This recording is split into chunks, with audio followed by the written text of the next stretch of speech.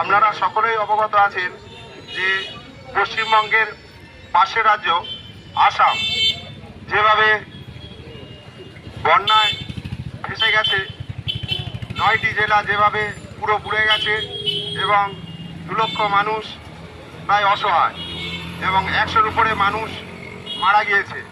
প্রচুর লোকের ক্ষয়ক্ষতির সম্মুখীন হয়েছে, অসহায় হয়ে পড়েছে।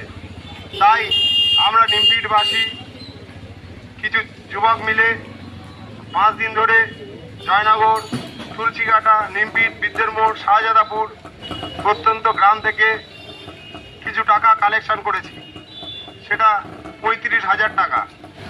আমরা সেই অর্থ আসাম সরকারের ত্রাণ তহবিলে রিলিফ ফান্ডে তুলে দেব। তাই প্রত্যেক মানুষকে জানাতে চাইছি যে আপনারা যে অর্থ দিয়েছেন, দিয়ে সাহায্য করেছেন আমাদেরকে, আপনাদের অশেষ অশেষ ধন্যবাদ এবং এই রিলিফ ফান্ডে তুলে দেওয়ার জন্য আপনাদের অশেষ অশেষ ধন্যবাদ এবং শুভকামনা রইল।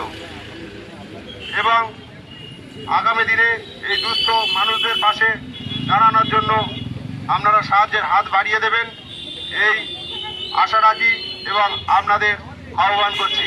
আপনাদের টাকা বিফলে যায়নি, সৎ কাজে ব্যয় হয়েছে।